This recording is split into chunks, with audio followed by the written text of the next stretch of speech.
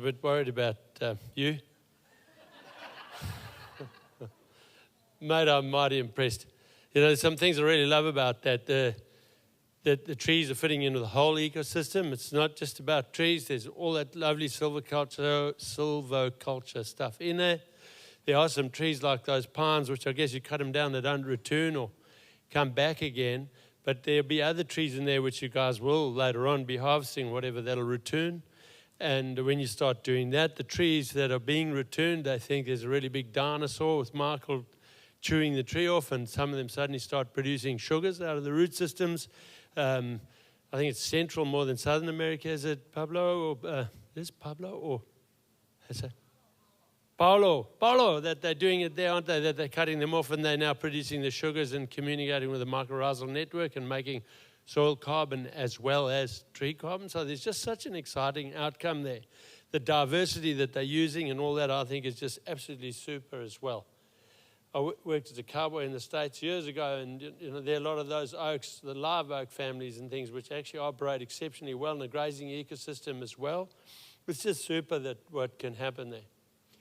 Dieback in those trees, those poor things.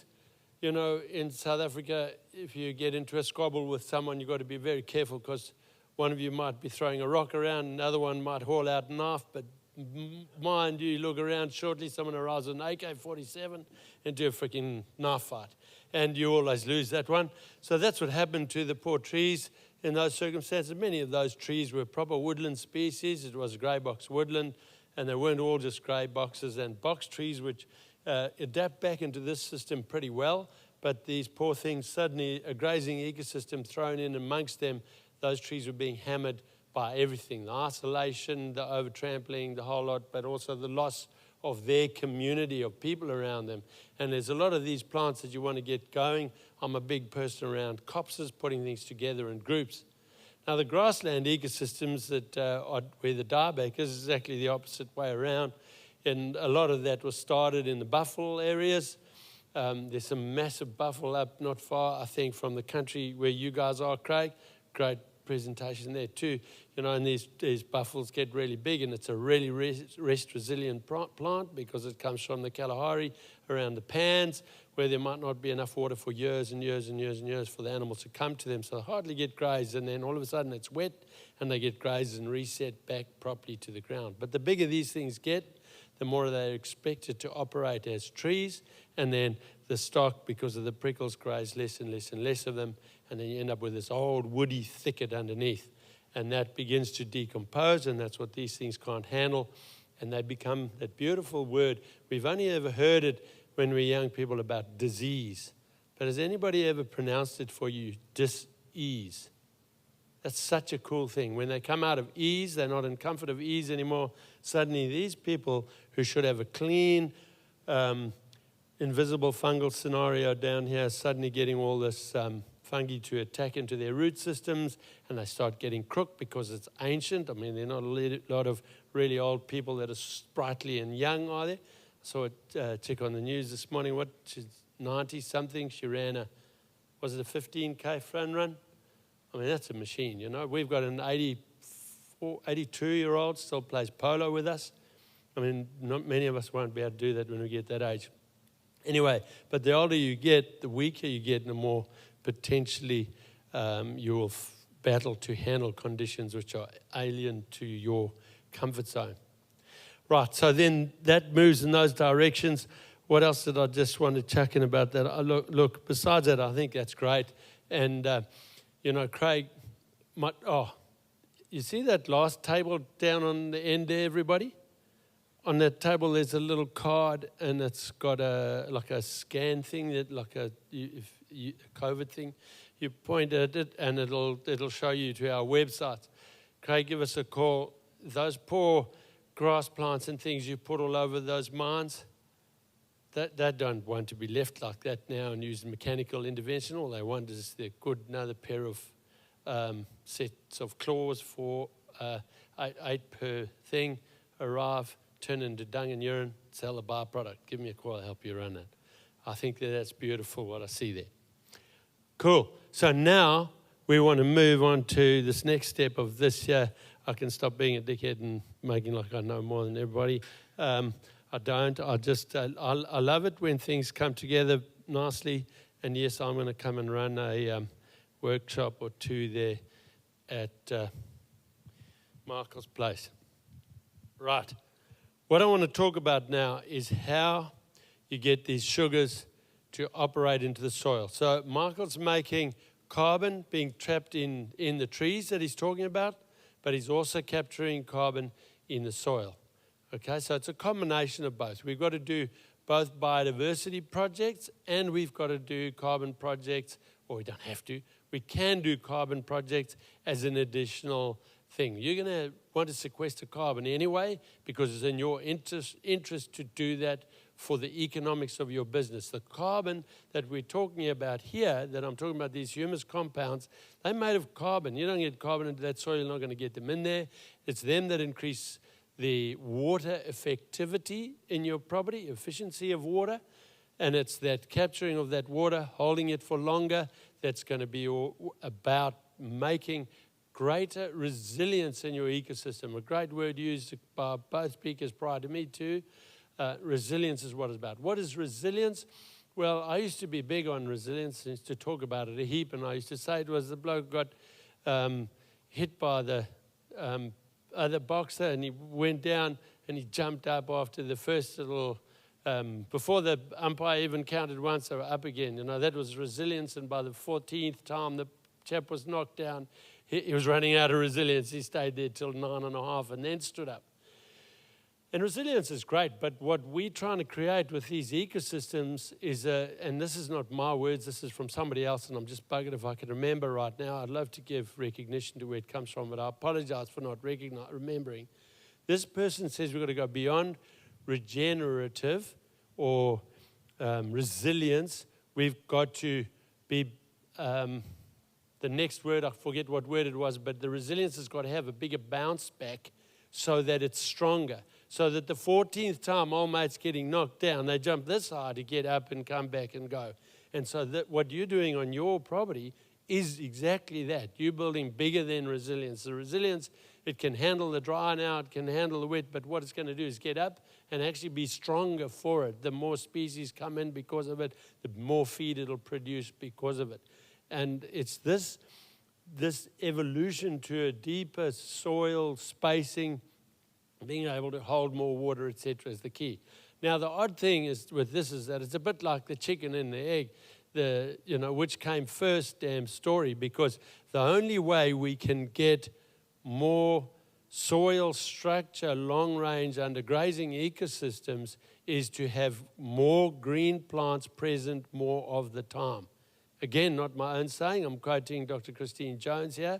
If you can have more green more of the time, you'll get more sugar production potentially out of root systems, which is the starting contract, if you like. It's the food source for everybody who's potentially going to be creating these long-term carbon compounds in the soil, which can hold soil together and apart. Okay, so greener for longer is a key part of our whole health in that ecosystem. So how do you get greener for longer if you haven't yet built the ability to hold the water in the soil? It's a bit of the chicken and egg story. So I'll tell you a bit of a story about that. The wonderful Christine Jones. Is anybody here who's never met her? Well, shake a leg. It's worth it. Go and visit with old Christine. So she came out of South Africa. I got her out there when I was still Safa, and but when I still had an accent, and get her to come and talk with us over there, and took her on a tour. Anyway, she came to my place on that part of that tour, and we had a conference, 250-odd people. We put them on the back of the cattle trucks, and we take them out down the highway and then into the paddocks to go and look at what was going on. So I took Christine into this country, and I was as proud as punch of my country, of course, like, as I said, best grazing manager in the world. Walk along. I'm very, very understated, being a South African. We walk out there, and we're having a look around, and like I'm like thinking, look at this, you know. Christine, well, I've got this paddock and I've just got it with the little seed heads nodding on it and everything's beautifully green. The plant spacing is quite tight and I've got my grazing plans. Everything's just schmicko. Christine, she has a look around there. And I say, well, what do you think, Christine? She goes, and she's got this nasty, irritating little, she doesn't quite know how to put it. And she starts kicking my plants and she says, what are you waiting for here, Dick? Well, this is my moment in the sun. Out comes my stock book, because all the grazing planning is done on the stock book. It's done on each saddle room's got its thing, so I've got my stock book there. Well, those cattle are up there now. They'll be there for 3 days. They'll be there for 5, just running it out like, look at me, mate. I've got it hanging out here. Finish there, and I'm like, puff out my little chest, close my stock book with a bit of a dumph, put it under my arm. That irritating comes out, kicks some more of my plants, and says, so what are you waiting for here, Dick? Out comes the stock book, back to that mob, that month. I'll do the same thing. I'll go all through these moves all over again. Very patient. She waits till I'm finished. I'll shut the stock book with a big dump so that she will at least recognize the importance of this. Put it under my arm. She says, fuck, what's coming now? Kicks a few more of them. She says, what are you waiting for here, Dick? She's trying to word this that I might, this fucker doesn't speak English very well, but get my stock book out. Fuck, they make them dumb down there, don't they? Open the thing and I start all over again. And I'm like 3 moves down and I get quieter. I get quiet and I close the stock book with a little whisper. I put it in my arm, under my arm, and I was all sort of closed up, little boy, being caught out. Said, I'm waiting for me to bring the cattle here. She said, that's right. This paddock has gone too far. All these plants are in head here. This is 2004. So it's just at the early beginnings of the discovery of mycorrhizal fungi. It was before the discovery of the sugar flows into the soil feeding that. But people like her knew, and we'd been talking about it for years, that these plants are feeding soil somehow. Nobody really knew the gear. Do you know what I mean? There's this lady saying to me, these plants have got too mature. They're no longer feeding the soil. So, oh my goodness. So now what? So she explains to me, as soon as these things go to head, they stop feeding soils, and therefore they start taking more out of the soil than they're putting in, and you're actually undoing all the good work you've done. Well, can you imagine what it went down that night around the fire? Myself and Sheldon Barnes, we always used to tell stories and behave really badly and to entertain people. Anyway, so we then decided we need recovery periods for plants, recovery periods for animals, because these two weren't the same clearly. The plants need a long recovery period. Animals need a shorter one, otherwise they don't do so well. And now we need a freaking recovery period for soils. So now what are we going to do? So, for me, it wasn't an issue. We'll add different recovery periods in, et cetera, But at last, whatever many years later, I got an understanding of Christine's work. But on that day, when we got back in the utes, I said, so how do I get this right, Christine? She's a brilliant lady. She just says, if there's anybody on earth who can work it out, it's you. Get on with it. So recently I asked her for a research paper on something. You know what she said? Do your own fucking research for a change. Right, so Christine and I, we go a long way back. We've got a lot that we talk about. So what I'm going to do, it's a bit of a shit picture this time. I'll draw you a growth curve, which is, nearly everything grows real slow. When it's like a little embryo, grows a little quicker and then grows much quicker and then grows very, very fast for a while, then slows down. And most things, when they get to the end of that growth curve, get old and eventually shuffle off, get smaller first and then shuffle off. So I'm leaving these open for a while. If that is the standard growth curve for things, grasses cheat a little bit with it. This is a growth curve. It would apply to the tree, the shrub, the forb, the grass. But this grasses cheat with this. Each tiller does this, but the actual plant then reclones itself and replaces that tiller. So a perennial grass tuft is not a plant, it's a community of clones, and it can actually live forever. These things can live for millions of years. And so next time you're out there mistreating a grass plant, speak nicely to it. That thing was there before your forefathers were delivered here out of some Martian airplane or something, okay? So they're pretty important. So anyway, going back to Christine's story on this, so she's trying to get a mind around what grows and when it grows and how it grows. You're going to give me sort of 20 minutes notice this time, please, ladies, so that I can sort of move it along a little bit. Thank you. Otherwise, I'll just be telling stories all day. So a single little leaf coming out of this plant, like one little root, one bunch of root underneath it. We could do a little seedling. Obviously, doesn't have a heap of roots, but when it's coming off a tiller, that's a new little bump that starts on the plant down at the bottom. That's going to have a little growth point, which is so beautifully named the merry stem. Okay, that's a lot of people are bred behind the pub. They're probably very merry, and that's where it stems from.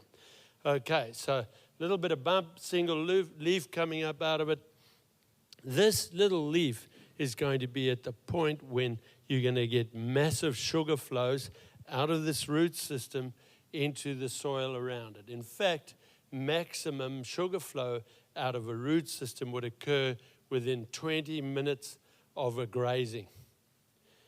If I burn you a patch of grass, we use fire where we have cereal grass hoarders that can't seem to get beyond that. You know, we run an Alcoholics Anonymous thing with Nature's Equity and Grazing Naturally, where people have to sit in tables like this. Say, "G'day, my name's Jim and I'm a grass hoarder," and then we can all hold their hands and get over it. Mark is one of the past presidents of the North Queensland one. All right, but we do run like A things for the floggers too. "G'day, my name's Jimmy and I'm a flogger." That's where it would have happened a lot in the old history down there. Neither of those things are really good for the country. But anyway, so if I burn a patch of grass for you and I burn it at the right time and I burn it with a running wind, so it's a really cool one, it spends only 3 or 5 seconds or 20 seconds on that plant, then it gets gone. As soon as the last flame goes, you can push the black stuff out of there and then put your hand on that tuft. It should be still cool enough to touch. Then that plant will be fine for a grass plant, that is. But I could get you to bite the little stubs right at the base of one of the grass shoots and get in your teeth and have a chew on it. And it'll taste like hardly any sugars, be bitter as anything on some of them. And then I burn that plant. And 20 seconds after it's finished burning, I've dug that out for you. I'll give it to you. It'll sweeten your tea. The same plant. That'll go from a bricks of 1 to a bricks of nearly 18 in the base of that plant. The bricks above ground drives the sugar flows underground. So that's within 20 seconds. You've all seen Christine Jones's movie, Quorum Sensing.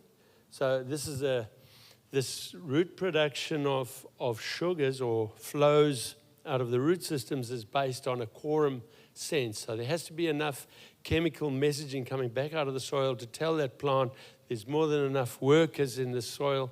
Geez, only 20 minutes. So there are enough workers in the soil to bother feeding them, so it starts producing it. So a seed, weed seed, as big as, if it's blown up on the screen, this big, will have 2 roots the size of my legs already, just covered in sugars out of the base of it, and no leaf yet. That plant is more interested in feeding its community than feeding itself. That is when you've broken through to make this work. Anyway, so Christine, this thing here is producing sugars. Our sugar production is way up here at this moment in time. That leaf then opens out into a pretty little leaf to the side. The next one starts up, runs in the sheath, comes out, number 2. Number 3 comes out, number 4, 5, 6. Is that 6 I've got? By the time you're at 6, you're in the real fast growth phase, because most plants by 0.6 leaf, it varies. Maize has got 11. Some grasses have only got 6, so it's going to vary, but it's a more or less middle of the line. That plant stops producing vegetative material and starts producing reproductive material. In other words, it stops going to the balls and spending all its money and hurning around at the ARB or whatever, to building its house, looking after its kids, and not worrying about the community anymore. And at this point in time, the sugar flows out of those root systems do the opposite of the growth curve here, so almost shuts down. And I haven't drawn the seed head. Do you notice that? Why? Because the seed head is inside the sheath of this plant, and it's here. You can't really see it yet, but it's in there. All the works is being put into it. All the effort is going into building that. That will then be transported up inside the sheath and grow up until eventually it's a seed head you can see up here. So when Christine was standing in my paddock with me, there was 10, 15, whatever % of the plant tillers had little seed heads already nodding around. And I was like, there you go. See, recovery period is adequate. That whole pasture was already in reproductive state, okay, already gone into the state. No seed head visible at all. So the secret to keeping sugar flows going, digestibility follows that same curve. We haven't got much time for that today, but nutritional value, yeah, it's a bit high on the little baby shoots, but then it drops off real quick here where the nitrogen levels are too high. Then you've got this really highly nutritional valuable feed, then it drops off, and then you obviously have a bump where the seed head is. So that's nutrition. So interestingly enough, for livestock, that's the peak nutrition, exactly the same time as it's the peak optimal time for the plant, and exactly the time that it's the peak optimal time for the soil organisms to be fed and therefore carbon to be built. The stuff that I didn't know in 2004 when I was being spoken to. Right. The thing that still a lot of people don't know about, and the thing that I was asking Christine to find for me when she gave me find it yourself answer, was water use for this plant. And you can now, in the end was dead simple. I just went on the internet and I looked up irrigation tables for different plants. And well, even for a forb, it's the same. The difference between a forb and a grass, or a tree and a grass even, is that the growth point doesn't sit down here. The growth point stands up at different points and therefore can easily be turned into buds at any axial point where the leaf joins the stem. These things, growth points, stay down here until after this vegetative state is elapsed and it's going reproductive. It then, for the first time, raises its growth points and makes those little bamboo knots. I'm sure you've all seen them on the sugarcane and on the bamboo. Any grass plant that's got a bump knot on it, the seed head is sitting above the bump knot.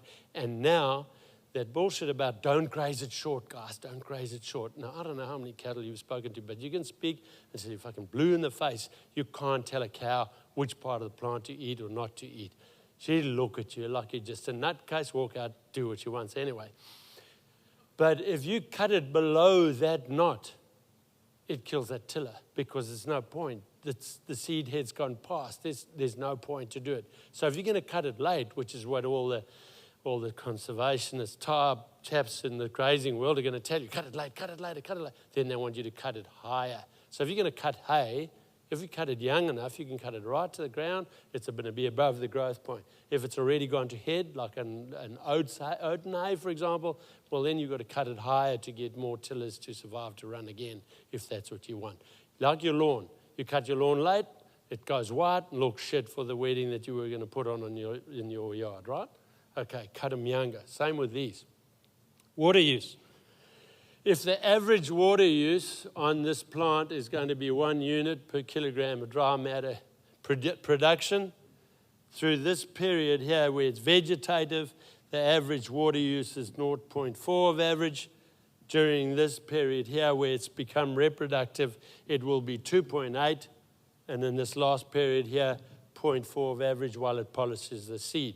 And the crook of this number is because these are worked out on crops, they expect that you planted them in rows, so there's going to be bare ground in between. So they've actually included pan evaporation rates in this 0.4.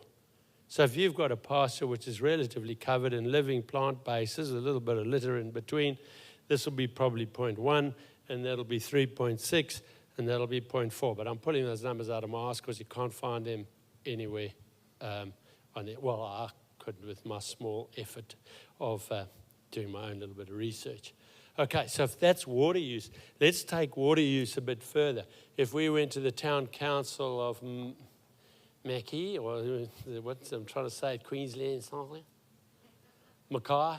If I went to the council building today and asked for the top water users of all the businesses and arranged them in the top 10, I bet you I'd find nearly all the top 10 resource users in Mackay in that same bracket. You know, whether it's diesel, transport, or labour, or electricity, or whatever, it's going to be in that same mob of people. If you're using a lot of water, you're going to use a lot of resources.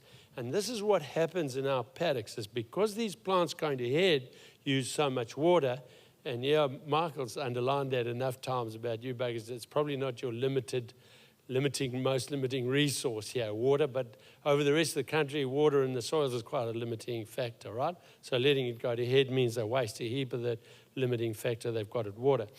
But if you can keep plants younger, they'll use that water for longer and stay greener for longer, and then we end up using less total nutrient to produce that. Anybody here who's ever produced a crop which has got to go to grain will know that if they're going to let it go to grain, they're going to be almost immediately going to be short in that paddock of certain minerals that used to make that grain, like silica, or whether it's sulfur or some copper or something like that gets real short because this last section takes so much nutrient to do it. So you think about this in a pasture situation now, you turn stock into the paddock, and you've been listening to someone who tells you to go easy, you've got to be gentle, you've got to be really conservative with your grazing use, you've got to try and only use the top half of the plant, maybe graze 30, leave 30, and God forbid you've been told to try and trample 30, so you're chasing these poor fuckers around as well while they're in there to trample it down, and that 30% you're going to try and graze. So what plant gets eaten in the paddock? Which is the first plant gets eaten in the paddock? All right, it's probably going to near the gate or near the trough, you get flash, but which plant are they going to eat? The most palatable one, right? Oh, the sweet one. There was one. There was another. What vegetative? All right answers. But they pick a plant and they eat it. Is that right? And even in the same species, they walk past that one. Which one do they eat next? Same. Sweetest, youngest, nearest. The same. But 5 days in, which plant do they eat? The one they ate the first day. Is everyone happy? And they start leaving these other buggers, right? So if you make the mistake of going down the road of rotational grazing, which was all based around recovery periods, fair enough, we wanted a time out of the paddock, we wanted to reduce staying in the paddock to graze the plants too many times, but now you go rotational, and the plants are growing really quickly. What is the advice that you get? You get told to move quickly, don't you? So if you're grazing a third of the feed in the paddock because you've been schooled, you've won a little award, and you've all stood up and chanted, I will not have a second bite, or whatever the chants are these days, you're going to then move those animals faster. Is that right? So let's say the graze period was 3 days. You're now moving them from a 90 days out of the paddock. You're going to want to come back there in 30 because it's growing that quickly. How many days are you going to be in the paddock? 1. You're dropping your utilization by another third. Does that make sense? So now only a third of the paddocks are being kept in, plants are being kept in the vegetation that were in a vegetative state, and already you are only doing a third. So you're now down to what, a ninth of the paddock in vegetative mode? So what do the rest of these plants do that are all going to head around this one?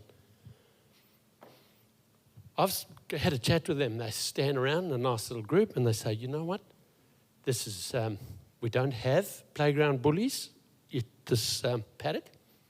You guys are not going to take the water, and you're not going to take the nutrients away from poor Jimmy, Jenny, whatever here that's just been grazed and do it harm. You don't. You just live on. So what happens is the ungrazed plants, the less desirable plant gets bigger and gets taller, and what it does is thieves the water and thieves the nutrient from the one that your stock wants to eat. Your country begins to go backwards.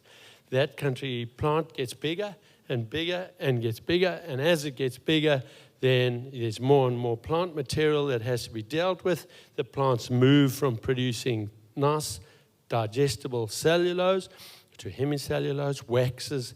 Look at those pillars behind you that hold up above the bar.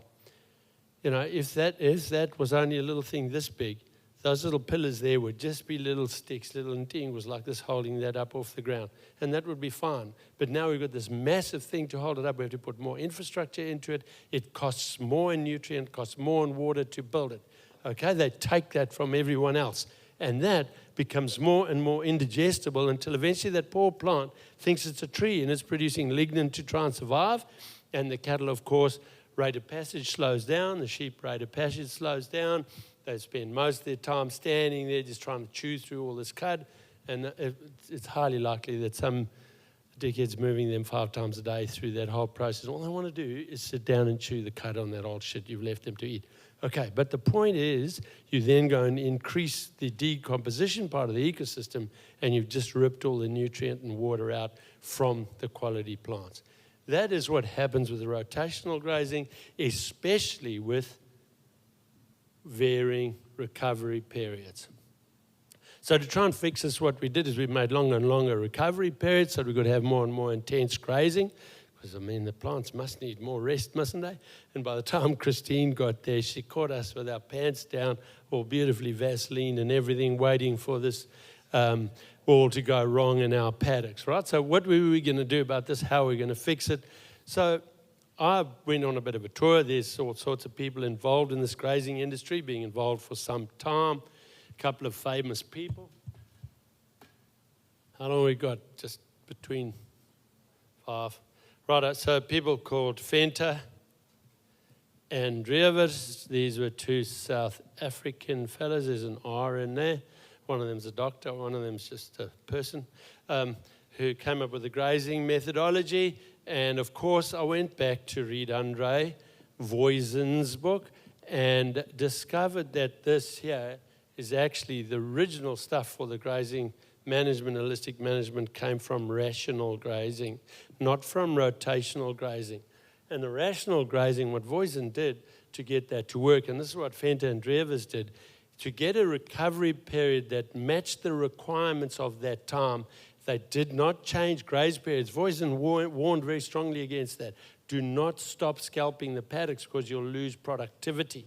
So what you then do is you change, they had various wordings for it. In my book, wording now, we change the tour length rather than shorten the graze periods, right? So if you've got 7 paddocks, for example, which is the standard grazing naturally sort of number,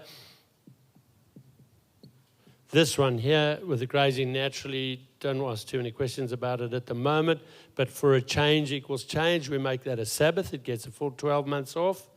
This one here, we pick it out, this zone, this could be 14, could be 21 paddocks, could be 7, you maybe only have 4, you'll do a similar idea, is the priority paddock. I watch this paddock. I graze this paddock pretty heavily. I move the stock from this paddock to my zone 2 paddocks. I'll graze through those. I move to zone 3, but all I'm watching is what's going on in my priority paddock. And in this part of the world, you might have put down one of those shit things you guys deal a lot with here, a beer can with some X's on it.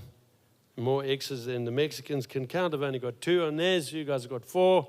So cuatro X's, and you put that in the paddock. And when it starts to hard that paddock, that plant again, the plants begin to hard the can, you stop and you come back to the beginning again. So you shorten the tour, don't speed up. That's the critical thing with grazing naturally method. So more of the paddock is kept in a vegetative state.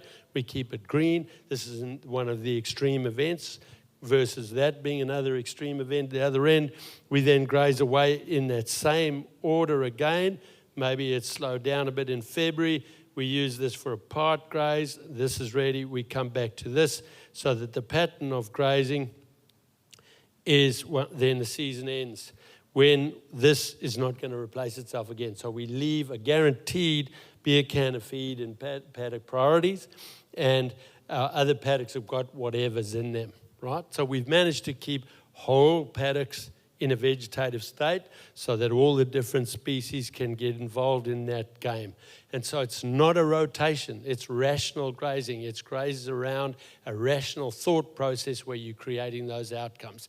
It's massively different to cell and holistic grazing. In fact, most people tell me it's the opposite. I don't agree. We've got a lot in common, but there's a hell of a lot of things which are very different. So that drives productivity as well as drives biodiversity. One, you're bringing light into these paddocks. You're getting soil structure being developed. You've got green for longer. We've got all the opportunity, but we've got the biodiversity. We've got probably a wet season spell. I've just drawn for you here. So this has got a wet season spell going on here. This one here would then still get eased. It stops growing.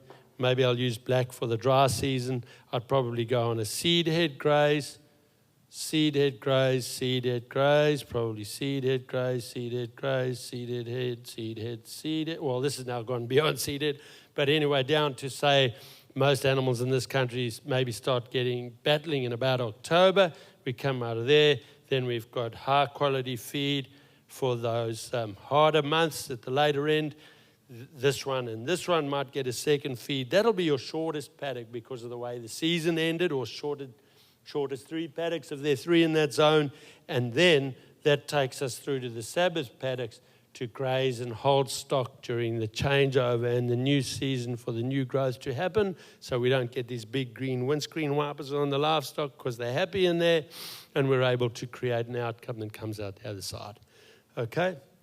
Fenton and Drevers did it in South Africa. Theirs went the other way around to mine, and that is what happens the next season. With us, the Sabbath, the priority paddock in year 2, so if I take a paddock, here it's paddock J. This paddock will be, let's say, a priority paddock this year. Next year it'll be a Sabbath paddock. The following year it'll be a zone 6, 5, 4, 3, 2, 1. So that also varies over 7 years because rainfall tends to be in that 7 year. You'll have a wetter 7 and a drier 7. It works out quite varied, but more or less.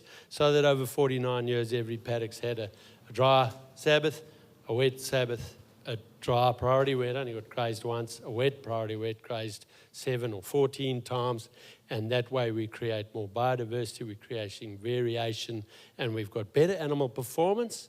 And up in the North Queensland happens to be, we run about 4 times the stock numbers that the guys were running before, and the ecosystems are healthier, they're holding water better, they are healthier looking, the stock are doing better, and the outcomes are cranking along. So that's how we've addressed this process of doing that. We're creating grazing ecosystems, but at the same time, we're asking for grazing, we're doing that. At the same time, we're keeping the biodiversity alive with the Sabbath by going this direction to some extent to allow your browse organisms to have a bit of a run, our seed-eating birds and all the rest of it that love that overgrown grass. Australia is full of a seed-eating bird population, so that brings quite a lot of variation into it. So all theory and background as to why we do these things at this end, and then over here how we've managed to practically do that. So Christine was right. Eventually we managed to get into a position to actually work out how to do that and apply it in practice on the ground. And yes, the grazing naturally methodology here can be practiced. I call it a system when you're managing it, not like to get into trouble with savoury or to make it hard for him to deal with. No, because it's like a natural system. This will go faster if it's growing quicker. You'll come back sooner. If it's growing slower, it'll go slower. So it's got the adaptability of a natural system. That's why I'm happy to use the word system. It's not a system as in doom, doom, doom, doom, doom, or 30-day, 60-day. That's much more systematic than what we do. Righto. Outcomes, massive increase in carbon, massive increase in carbon, massive increase in carbon in the soil, massive increase in carbon in the soil, massive increase of carbon in the soil. We Sabbath them, carbon content comes stripping down out of those paddocks. Why? Because of all our bugs with the 4-hour lifespans. They've just been living on the sugar. They're like little junkies having a rave or something. And then we suddenly pull that and they get all ready and go. And then all happens, and they're all jumping around looking for livestock to come, and nobody comes, so they all pout and all die in their droves. What we're finding at the moment is that what we haven't had enough time with the management measurements we're doing in Oz is whether the next time we come around, we're starting at a higher point, if you know what I mean. So far it's showing, indicating that that's the case, but we don't have enough numbers on that yet. But there's no reason why it shouldn't if what's happening so far is pretty evident. The root systems are deeper and there's more water infiltration ability. We've more than 8 times the water infiltration ability in a scenario like this, and not the big litter loads to be moved off the top. Right, well, that's the grazing naturally story. I better pull up because Wendy looks like she's about to come and get me in a headlock if I go too far down this line. We'll miss the headlock, hey? Yeah. And I didn't realise grass was so much fun. That was awesome, and also very entertaining, of course. Okay, guys, questions? Yep, right. We've got a question here at the front. So how do you, when you're introducing cattle to a paddock that has got pasture that is attractive and unattractive, how do you graze the ones that they don't like hard enough so that they can be not out competing the ones that they are grazing harder? Well, can you hear me all right? What we try and do is get the animals to within about a week's graze, 3 days to a week to even 10 days. We try and get those paddocks relatively well grazed. If there's somebody that's coming off, you'd appreciate that a Sabbath would be like a big rest for a paddock, right? We've left it as a priority paddock with these grazers here. We need to leave that paddock really short and really nearly empty of old material so that we don't have to deal with 2-year-old or 4-year-old material. Everything's only a year old. So with these following years here, which it can sometimes get a wet season spell as well, we might end up with patches in there which become ungrazable. Black spear grass has grown out, it's gone to head, nobody wants to eat it, right? Because it got away from us early in the season. Greater grass does the same. One of the best grazing grasses we've got in the region, but if we leave it, it goes to head and it just turns to shit. So things like that, well, we've got the ability to burn those little patches in those paddocks when they're coming out of, say, zone 5s to 4s. While the stock are in the paddock, they've shown us what they're not going to eat. We can burn those little patches at the right time of year and make them available again to get involved. If it's something that's truly unutilizable or doesn't want to be involved, well, what percentage of it is your paddock? A lot of people, I go to their places and they take me to the shittest little patch of tea tree and they say, look at this now, how am I going to fix this? And they all natter on about how, you look at the map and it's like 0.2% of their property, and I think you miserly bastard, just leave it for a patch of biodiversity, So is it one of those or is it one that needs to be brought in? But we do use a bit of fire to rejuvenate that and get it going. I don't know if I've answered your question well enough about your specific plant. You coming to Moz or Friday to Youngala? Tomorrow. Super. Michael? Thanks, Dick.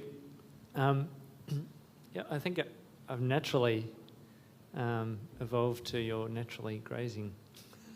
Yeah, but super. There are people that have, and that's super. Yeah. I'm just not as I haven't been able to write it up like that. But we up in the New England, worms in our sheep are a major issue, and the main driver to moving to longer rest periods on our pastures. We're aiming for 60 days rest on our pastures. We don't always achieve that, and sometimes paddocks will go for longer. But when you're trying to get that sort of a period of rest to break a pathogen cycle like that, what have you worked with other sheep producers that are in a similar situation? Yeah, I do work with sheep farmers. And if you want, I can create the ultimate worm burn for you there with this grazing naturally methodology here. But what we have to do if we're dealing with sheep, and you've already got them in there, is cattle in that environment. And so we'll use sheep For the next graze, we'll use cattle, sheep, cattle, and we break the cycle by taking the worm burden for sheep, putting them through cattle and break that cycle that way. And that is very, very effective. So down in South Australia, on the Flurio Peninsula, just up from Kangaroo Island, where the trees grow like this because of the wind and it's wet and carries on terrible. We've broken the worm cycles on those places, and using grazing naturally, those chaps haven't drenched the sheep for 12 years or something. And they use it with cattle and sheep together. We then have the sort of Sabbath extreme, which we throw in, which also can reduce it to a huge degree. And this is where the value of some of the stuff you're doing, Michael, if we can do a bit of piggyback with each other in the future, there's a hell of a lot of the browsing type of plant, shrubs, trees, etc., which are natural anthelminthics that we can actually use to reduce worm burdens. Like horehound, for example, grows through all that country down there. 90% of the people are out spraying the damn stuff or getting rid of it. There should be a little patch of horehound in the corner of every single paddock, and when the moon's right, those sheep will get on it and they'll browse that, reduce worm burdens. We also use some supplementation to deal with it, so multiple mineral elements on free choice processes. And then we've got a couple of other tricks, like a big feed of pumpkin pips, for example, over the full moon, so the arsenic gets in there and cleans them out a bit. There's a couple of other tricks like that, which are getting a bit too fancy for the group, but yeah. No, that's all right. Yeah, some of our worms actually will go through the cattle as well, so we'll work in both? Yes. So have you got milk tapeworm problems there? Yeah. Yeah, milk tapeworm, I think, is one of the main one that'll do it. Yeah. Yeah. Yeah. Most Aussie vets tell me there's no such thing as milk tapeworm in Australia, but the black scales tell us that there is. So if you've got milk tapeworm, well, then you're going to need to utilise a weather mop to break that cycle, for example, in your case, or a bigger steer part of that sort of setup to add a diversity in, because they'll take the milk tapeworm eggs and take them right out of the system for you, because they won't be able to establish in the rumen. We're using cattle and weathers. Super. Yeah. We're down to a couple of drenches a year, but there's a lot of farmers in the area that are still up around the 6, 7, 8 drenches a year. So.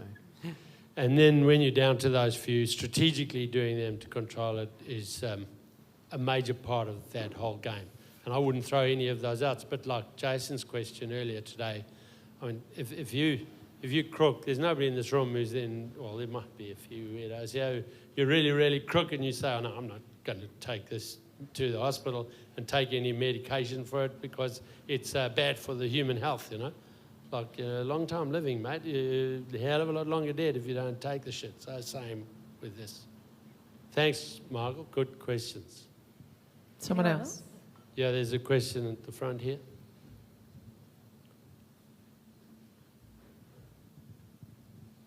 Thank you. Just at the start of your tour length there, okay, we're in paddock 1. We graze it down to the beer can. Paddock 2, paddock 3. We don't get to 4, 5 and 6. Go back to 1 again.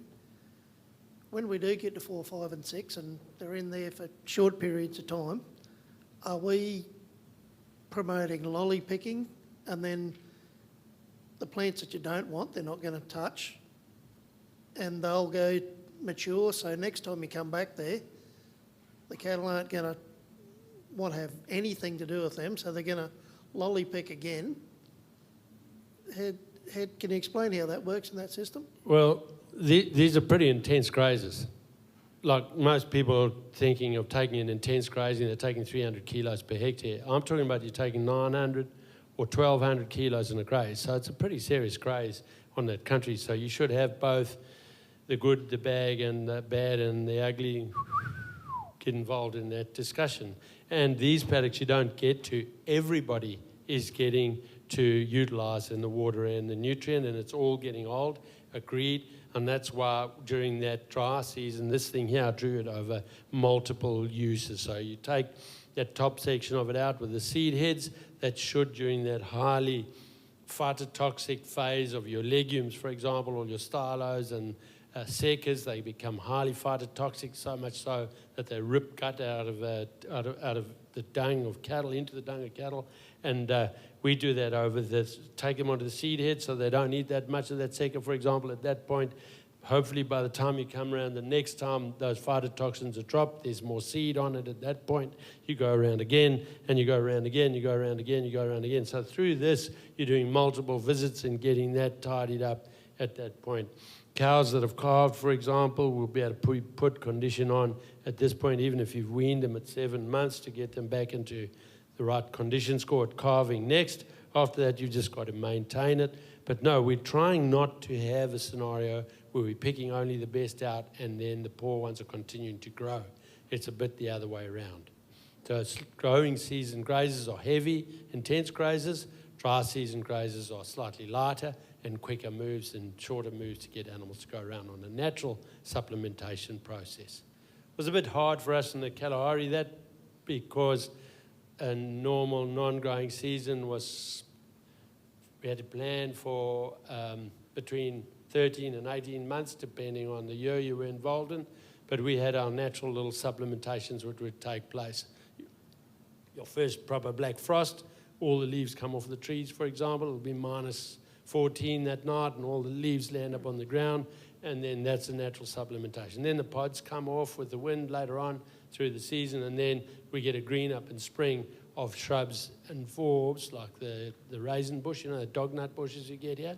Its first cousin, that'll all come up green ahead of that next season. So we can get some natural supplementation taking place. Almost everywhere, if there's a bit of biodiversity, you get a bit of natural supplementation. And if everybody's worried about, well, overgrazing is a whole another story. We didn't have time to talk about it today, and I'll explain it at some point, or anybody can look it up. On that table, there's that little thing with it. You can look at it on your phone. There's a whole online school with all that detail there. But if you think about that, during the key flowering and seed set time for your legumes, for example, these 3 zones are not being grazed during that key time. So they get an opportunity to do that, even though they've been bonsaied down. Seccas that make a bonsai not like this of new shoots, then it gets its Sabbath year, and the secca is this big around at the top, rather than being a single lut like this with just one little flower thing on top. So we're sort of in the end here are making an allowance for everybody in the community. Does that make sense? Cool. Thank you. Thanks for that. Any more questions? We've got time for one more. Shazza. Want to win. Just to add to the previous question, we've got a few paddocks in the shed.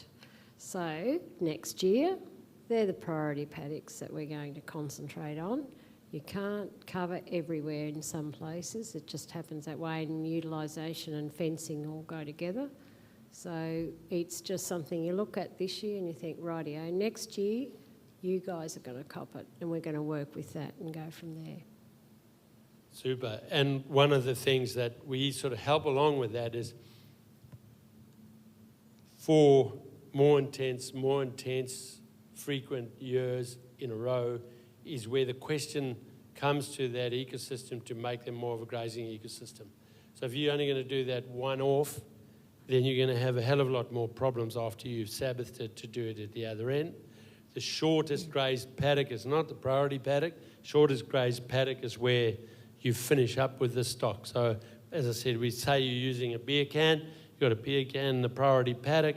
It's getting close to ready, so you go and have a quick peek around there with a spade or a pickaxe or something, and you're just looking to see if there's enough moisture, enough day length in some areas, etc., or temperature still to get another replacement of more or less that amount of feed. So that you're definitely ending with that. And let's say you then say, no, that's not going to replace itself again. Since this graze, you've been in that zone, and since that graze, you've been in that zone. So the period of still viable growing season obviously gets less as you go that way. Your shortest one is number 3, which is actually beautiful for that diversity of less palatables, if you like. They get really cleaned up. Then for the next 2 seasons, it's a breeze to keep those paddocks more vegetative and the whole paddock utilised. Okay, overgrazing we can cover off with that 4-letter word, starts with an F, which I won't go through the whole thing now. I'll just write the word for you so you know it's not too bad. It's called frig. Frequent, repetitive, intensive grazes reduces plant productivity. It's the only proven thing, in grazing outside, not in a little white dust jacket inside a hothouse. Frequent, repetitive, intensive grazing reduces plant productivity. It's been written by Voisin. He may not even have been the first one. The Scotsman Wallace may have done that before him. He may have got it from him. I don't know. But that's been proven by the dairy industry enough years. And so we, with the grazing naturally method, we may be frequently grazing intensively for these periods, but we break the repetition of it. Therefore, we get past this loss of productivity. In fact, dairyman that I work with up on the Atherton Tablelands, who's a biodynamic, organic, he was like Michael was saying, he's already discovered the grazing naturally method himself. He was doing that. I just came along and tuned him up a little bit more and got it to go better.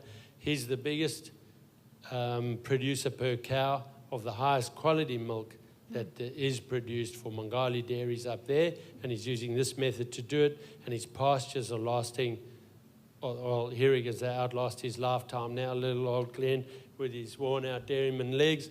He does that whole job there, and all he's doing is adding species to it.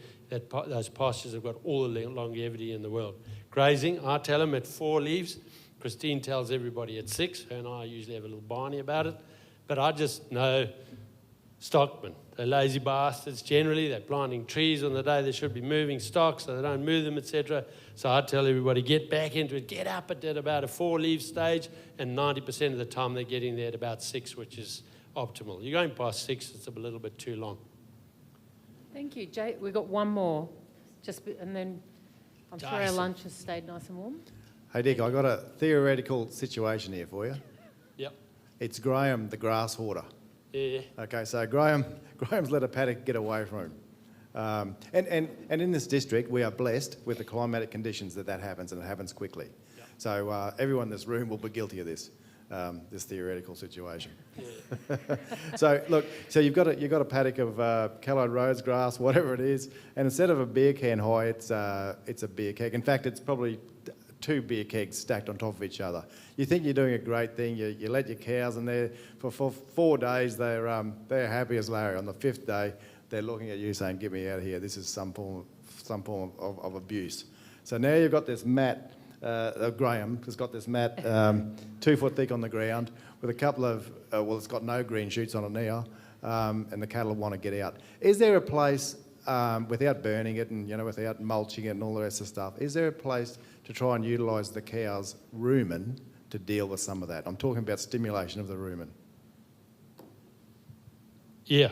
So first of all, Graham needs to get on the website there and join one of the Grass Hoarders Anonymous meetings, and we can help him through that devastation period. The second thing is that, yes, you can get this eventually through the animal scuttle. It's really difficult where you've got really wet conditions, because obviously once it's gone all snotty and slimy down there, the question, will they eat it when it's all fungal? They'll try and avoid that, right? But funnily enough, when it gets a flush of new green growth on it, in, let's say it's October, November, and there's just 100 kilos of new green in it, you can sometimes supplement the animals with that snotty old shit from underneath. Like anybody here who's ever farmed in South Australia or Victoria, or especially southeast of South Australia, that wet little peninsula that goes down towards Victoria, those animals, they all end up with these huge windscreen wipers, and they tuck up, and the Angus cattle go mad because they haven't seen the sun for so long. They've got no vitamin D. They can't make magnesium available. They just get like mad things. Anyway, those buggers, if you put out a lot of hay, good quality hay, the year before's hay, some really shit old half-rotten stuff, they'll devour that half-rotten shit to deal with this animal work. So you can do that with that. So in that new growth time, take the green with a little bit of old, take the green with a little bit of old. They sort of will balance that, and you can get it cleaned up. There are a couple of other tricks. Any Vegemite in the house? Spray it with some Vegemite. Yep. And the kind of numbers, the amount of feed you've got, maybe that's a bit much, but maybe put 12 tablespoons per hectare of Vegemite out through obviously with some water. Do it when there's a bit of a temperature there. In other words, the Vegemite, when it gets cold, it all sort of shrivels up and doesn't want to work. It wants a bit of warmth around it, but that'll help stubble bust some of that old material underneath. A thing that we do a lot now with clients of mine, where you can, so if you've got old cane fields that are relatively flat, for example, probably would be, if it's planted to callide roads, it probably was cropped at some point. Well, you might just be able to run a mower through it or something like that, but then get the Acrobat rake in there and rake it up into as few windrows as you can, so the windrows get quite big, and then just utilize them as swath grazing later on. So we've got swath grazing now happening in Gippsland, we've got swath grazing happening in Kangaroo Island, on Kangaroo Island. We've got them all over the joint happening, and we just try and get them off the ground, because when they're on the ground, that's where the damage is done. That white saprotroph, you're just like growing the disease amongst people. It would be like bringing as many COVID sick people into a whole school full of kids. You'd spread it around pretty quick. Yeah. So we try and reduce that. With stock, the secret to getting old shit eaten out of a paddock is really one word. That's probably 2 words. Multiple visits is 2 words, isn't it? Even in English. So multiple visits. Just take a bit more of the old with the fresh, a bit more of the old with the fresh, and you can nearly tidy up most plants. So there's some things you're not going to get on top of with that, but a little bit of a green shoot comes up and you can just take a little bit more. Grow 300, take a 600 kilo graze. Grow 300, take a 600 kilo graze. Don't worry about the interval in between. You know, if you're going to be overgrazing, it doesn't matter. It's going to be this season, and it'll, you know, if anybody in there can't handle that, well, mate, you need to, drink some concrete or whatever they say nowadays. Yeah. Molasses spray? What about molasses spray? Yeah, well, you know, I get a bit PO'd about the old molasses spray thing.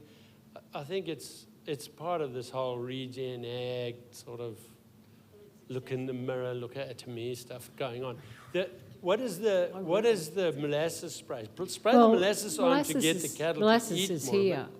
Pardon? Molasses is here. Yeah, it is. Yeah, it's full of potassium. It's poisonous shit. Yeah. Why do you want to put it on there? You know what I mean? Right. It doesn't have bugs in it. It's the most bug-free thing. Yeah. You've got molasses still sitting in the tank from 40 years ago. Fucking stuff hasn't gone off because there's no bugs in there to work. Mate, look, you know, that's a food source. So, yeah, you've got to have the bug present. So mix some in with the Vegemite. Yeah, so the Vegemite gets, whoo, look at this, there's a bit of Viagra in this, and it'll get stuck and it'll have a big feed. Fair enough. But you can spray molasses onto feed to get them to eat a bit more of it, the stock. But molasses is very high in oxygen, very high in potassium. Rule number 1, only use it with green feed. Never feed molasses on dry feed to livestock. Rule number 2, if you're going to feed molasses to stock, put a shitload of salt in a bag for them somewhere to get into, because they need to be able to get their salt numbers up. So I don't have a problem with molasses mixed with that sort of thing. If you might, what do? They put milk, powdered milk, molasses, it's complex all shit. You know, let's keep it simple. Yeah.